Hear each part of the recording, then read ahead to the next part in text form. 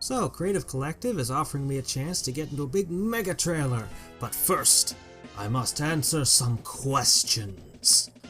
Well, let's begin. Why did you start YouTube? Way back, before the internet and cell phones, when not tending the Triceratops herds, little Hadrix was dreaming of creating his own video games. There was no doubt that the future would find him working for Nintendo or Squaresoft or some such company. Unfortunately, life happened. Demand for the gristly dinosaur meat fell, and then a long winter came along and we lost the whole herd. Though I still think that green hoodlum had something to do with it. So instead of college, I found myself scrubbing toilets for a living. And the dreams of my youth gradually shriveled and died.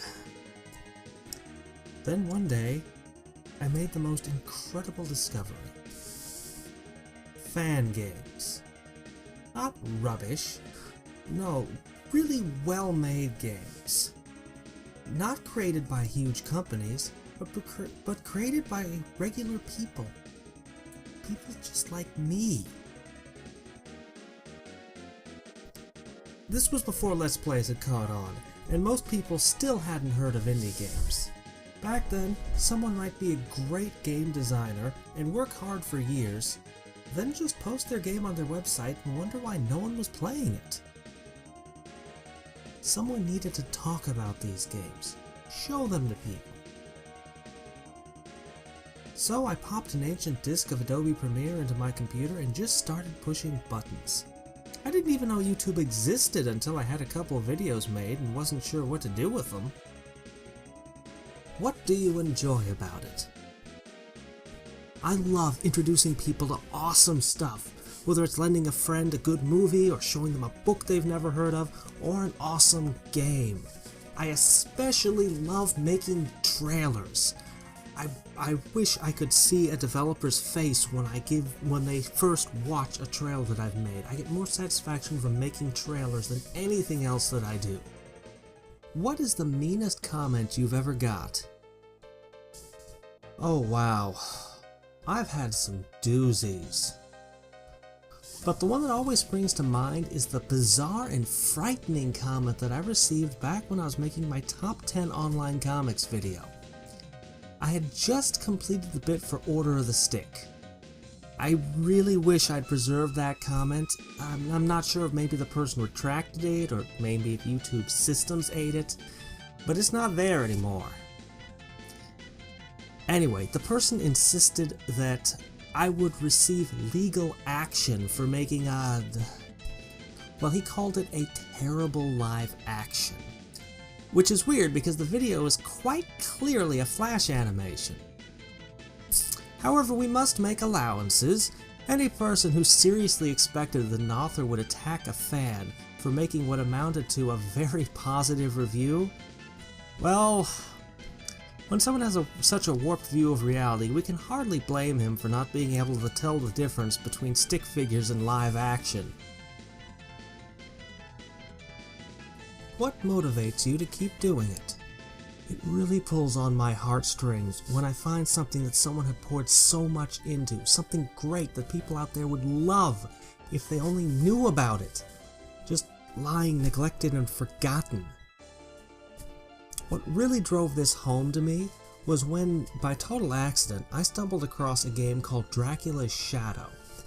The author had spent something like 4 or 5 years making this. It was a wonderful classic Castlevania game, and obscure just isn't a strong enough word. There were things scrawled on bathroom walls that had received more attention than this poor fan game had. Thankfully, Dracula's Shadow has made some headway in the years since that time, but I want to help people find games like that one. The other thing that drives me is, more and more these days, they're people who watch my videos. I don't know why I've always wanted to make games, write stories, or just sing in front of a crowd. But I know it has something to do with wanting my work to be appreciated, and this fills that need. More so than scrubbing toilets ever can. What was the best comment you've ever got?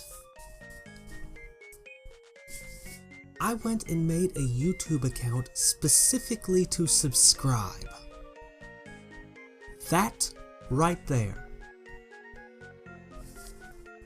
It's part of a longer comment, and the whole thing is awesome. It's such a small thing, yet it means so much to me. What would you do if you had 1 million subscribers? I have trouble picturing 600 people in a room. 1 million? That's more people than live in all of Fairbanks. That's more people than live in all of Alaska. I can't even wrap my head around such a number. What would I do if I woke up one morning and found 1 million people had inexplicably chosen my channel? I suppose I would have to dance. Or maybe go into convulsions, depending on my mood. And thus I've answered all your questions. The more you know, and knowing is half the battle. Until next time, this is Hadrix, signing off.